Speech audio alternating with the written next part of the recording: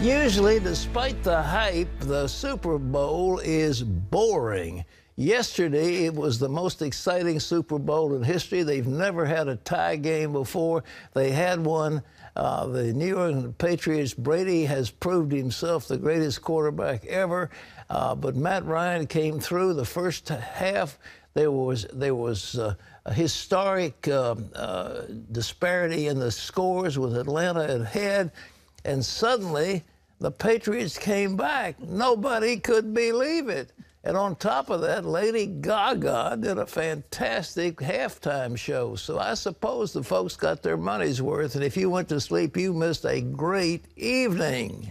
Well, I didn't go to sleep, but I did check out after the historical disparity.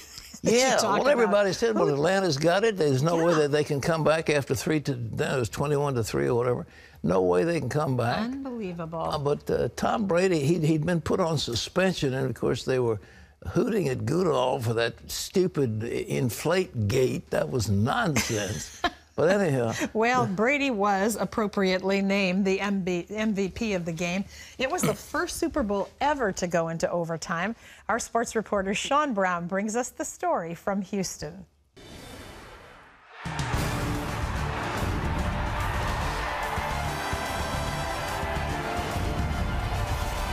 Hello and welcome to NRG Stadium here in Houston for CBN's coverage of Super Bowl 51, where the New England Patriots captured their 5th Super Bowl championship in franchise history. And boy, did they have to work for it.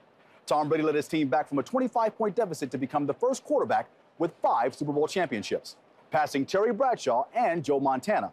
Now we'll go down to the lockers for some player reactions, but first, let's see how the Patriots made the biggest comeback in Super Bowl history. The game got off to a slow start with no scoring into the second quarter. But Atlanta struck first after Robert Alford recovers a fumble from LeGarrette Blount, which led to this run by Devontae Freeman. Whoop, one cut, touchdown Falcons. Touchdown Atlanta. Then Matt Ryan connects with Austin Hooper for 19 yards. Touchdown. Falcons up 14-0. But they keep coming. Here's Tom Brady with a pass intended for Danny Amendola that's picked off by Robert Alford, who takes it to the house. Falcons 21, Patriots 0. Here come the Falcons again. Here's Matt Ryan with a short pass to Tevin Coleman. Touchdown. Falcons up 28-3. But with 2:12 left in the third, Patriots finally find the end zone. But they had to settle for 6. On the next possession, they had to settle for 3. But here's where the Pats start to heat up. Watch this amazing catch by Julian Edelman.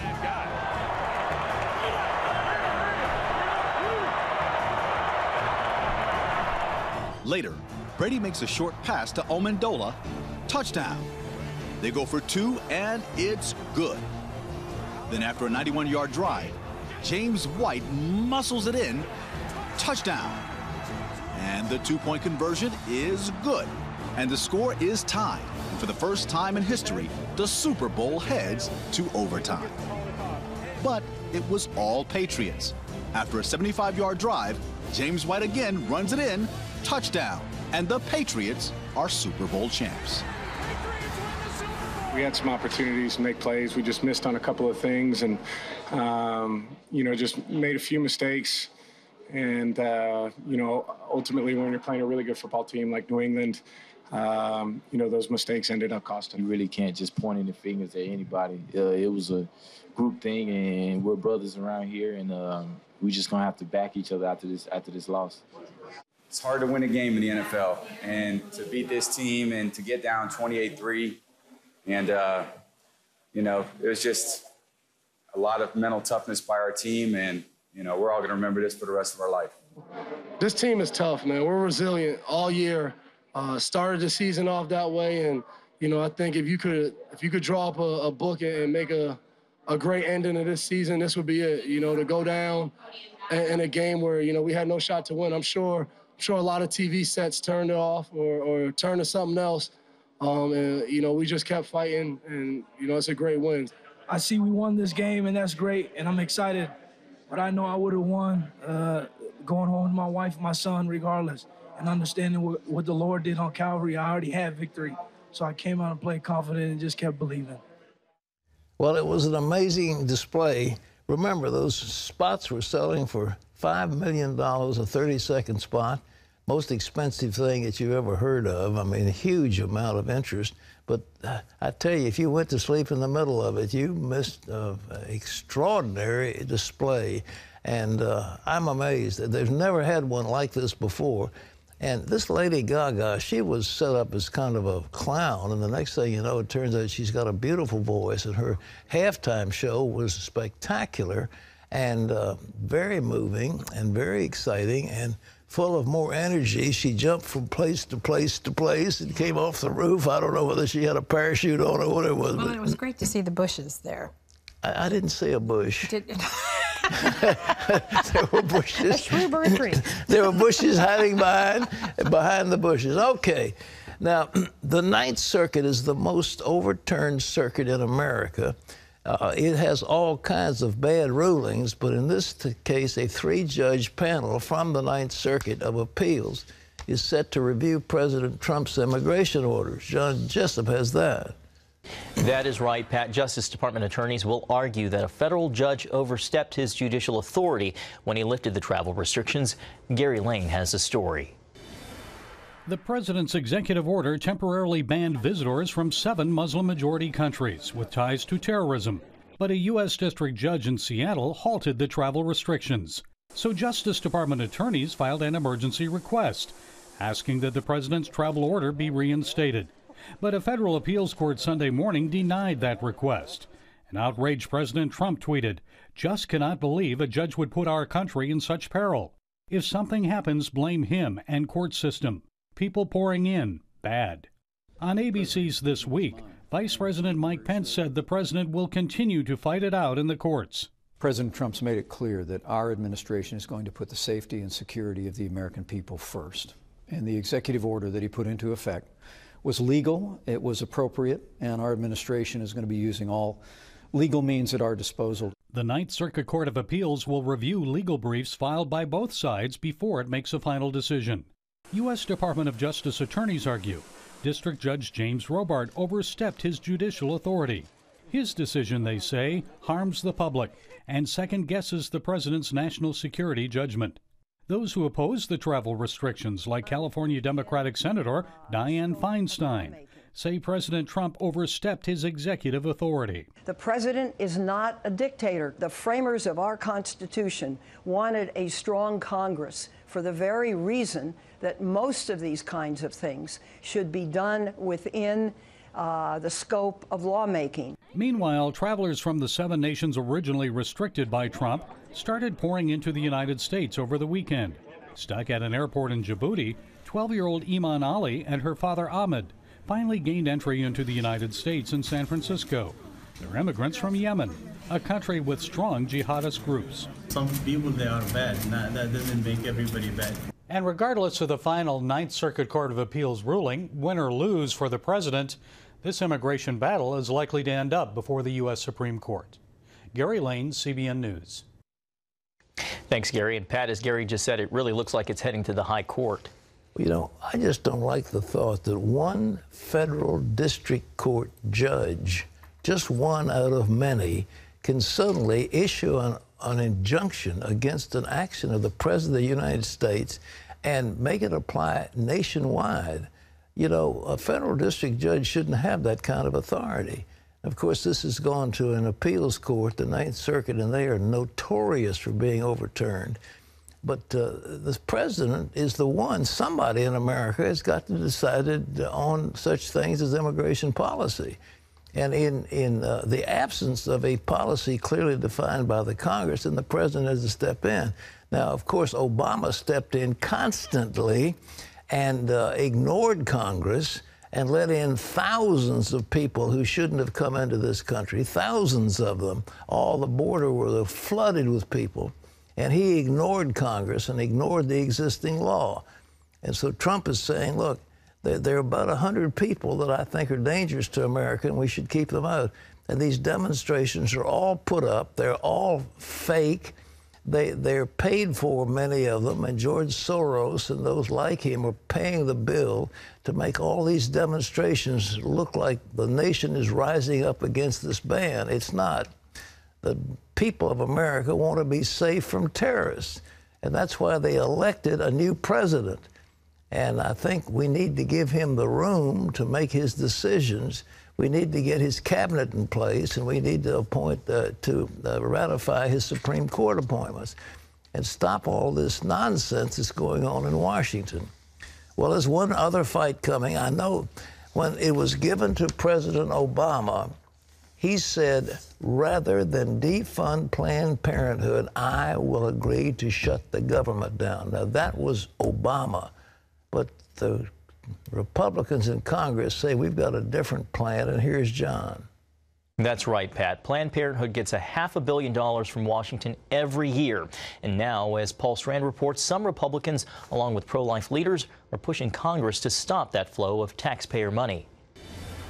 It's a struggle because many on the Hill believe Planned Parenthood is mostly about health care for women, not abortion. Pro-life leader Lila Rose hopes those lawmakers will concentrate on this. The lives that are being torn apart, literally. The innocent, totally helpless, preborn lives. Over 320,000 a year that are being killed at Planned Parenthood. America is closing in on 60 million abortions since the 1973 Supreme Court ruling that legalized it. That number multiplies to about 1 billion worldwide. We stand in the midst of the greatest genocide in the history of humanity. And I don't understand how that reality escapes so many people. The mission of this organization is to take life, not provide health care for women and their children. Planned Parenthood may say they're not really all about abortion, but 1/3 of the abortions in America happen at Planned Parenthood facilities. That's more than 900 a day. We're borrowing money from China to fund Planned Parenthood to kill the future of America. And that breaks my heart, and it inspires me and the whole pro-life movement to stand up and do whatever it takes to stop the forced taxpayer funding of Planned Parenthood. And it's got to end. And if we fail to do so in this 115th Congress, shame on us. But we here stand together bound to get this done this time. Senator James Langford says Congress did it last year, but obviously President Obama vetoed that. We now have a different president, and it is our hope to be able to work that same bill through the House and through the Senate, be able to put it on the president's desk and see if President Trump will sign it this time. Tennessee lawmaker Diane Black believes that money should go instead to comprehensive health care centers. For every one Planned Parenthood facility that provides abortion and not comprehensive care, there are 20 additional facilities that do provide that kind of care. Then we want true health care for women. We must continue to fight until abortion is not only illegal, but then abortion is unthinkable. Paul Strand, CBN News, Capitol Hill. Thanks, Paul. Despite recent remarks about Israeli settlements, President Trump is widely expected to be a strong supporter of Israel. And one of the president's closest advisors is former New York City Mayor Rudy Giuliani. He recently visited Israel to meet with Prime Minister Benjamin Netanyahu. And after their meeting, he sat down with CBN News to discuss the new relationship between the U.S. and Israel. We met in the Tel Aviv law offices of Greenberg Traurig, the only international law firm with an office in Israel, where Giuliani serves as its global chair of cybersecurity, privacy, and crisis management. Well, Mayor Giuliani, thanks for joining us on CBN News. Well, thank you. Thanks for having me. You met earlier today with the Prime Minister, and you gave a message, I believe, from President Trump. What kind of message? Well, it was a message of friendship, and I just wanted to assure him that, from my point of view, the relationship between the United States and Israel has now gone back to normal. I thought the last 8 years it was abnormal that we had an American president that didn't support Israel in the way that I was used to, both Republican and Democratic presidents supporting Israel, and that he would now have a president that he could get along with, that shared essentially the same views on the world. Just like you had to notice the stark difference with, there were extra homes that were being built in a settlement with 2,500 extra homes. Yeah. And so a couple of days ago, the reaction of the Obama administration, either from Hillary Clinton or John Kerry or Barack Obama, would have been condemnation of Israel, and instead the Trump administration's response was no comment. Do you see that as a harbinger of a new relationship with the Trump administration in Israel? I see it in two stages, and this is what I told the Prime Minister and other government officials that I met with. First, let's begin with the fact that we're back to our normal relationship, which is friendship. Second, I think it's going to be better than that, because I think President Trump has a very high regard for Israel. I think he sees Israel as a critical part of his effort to defeat radical Islamic terrorism. I think he sees Israel as a resource, not just an ally, but a resource. And I know he's surrounded by a group of advisors who have similar views. So I think we can make the friendship even stronger than it was. But we certainly are back to where we used to be. I remember telling Prime Minister Netanyahu some years ago, it must be very uncomfortable being the Prime Minister of Israel and not know whether the American president has your back. Of course, he didn't respond because he's too diplomatic to respond. Well, the American president now has his back, and vice versa. Chris Mitchell, CBN News, Tel Aviv. Thanks, Chris. Pat, back to you. You know, I want to say something about these so-called settlements. This is Jerusalem. Jerusalem is the capital of Israel. It's like Washington, D.C., and somebody wants to build a couple thousand apartment houses or apartments in Washington, D.C. Can you imagine the French and the Germans coming and telling America they can't do it? I mean, that'd be absurd. Can you imagine us telling the Germans they can't build in Berlin, their capital? Of course not. Well, Jerusalem is their capital. These aren't, quote, settlements. This is Jerusalem, the capital of Israel. And it's high time that we move our embassy and we acknowledge the fact that Tel Aviv is not the capital of Israel. Jerusalem is. And it is the eternal city, and it is the city of David, and it is the city through history that has been the capital of Israel. And so if they want to build some more apartments in Jerusalem, it should not be a matter of international concern. But you see, the Arabs want to take Jerusalem away from the Jews. And this has enormous prophetic significance, much more than just some pawn on the chessboard. This has huge prophetic significance because this is like the throne of God in the world, Jerusalem. And the devil wants to take it away from him. I mean, we're talking about cosmic clash over this city. And it has to remain in the hands of Israel. But the Arabs are going to do everything they can to take it away. They have no claim over it whatsoever. None whatsoever. It's all made up. The Jews have a claim goes back thousands of years. And so for, I think, President Trump to realize that they made a statement that really was out of character, and I don't know what it's all about, but the bottom line is, you may build apartments in your capital city just like we may build apartments in our capital city, and we'll say good for both of us, okay? Well, there's something else that's been going. There have been so many regulations, and Sarbanes-Oxley was a bad one, and the other legislation dealing with banks, Dodd-Frank, has crippled lending, has caused many, many small businesses to be short of capital. It was a dreadful piece of legislation, and Barney Frank, and that's where and Chris Dodd, that's where it came from, Dodd-Frank. Well, President Trump has said, no, I'm going to take aim at that. It's a bad law. So let's go to John to see what he's planning. Pat, President Trump has taken his first step toward rolling back financial regulations. He signed an executive order instructing federal agencies to look into the 2010 Dodd-Frank financial overhaul.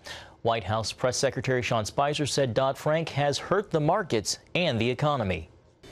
The Dodd-Frank Act is a disastrous policy that's hindering our markets, reducing the availability of credit, and crippling our economy's ability to grow and create jobs. It imposed hundreds of new regulations on financial institutions while establishing unaccountable and unconstitutional a new agency that does not adequately protect consumers. President Trump also called the law a disaster, and he said it did not deal with some of the causes of the 2008-2009 financial crisis.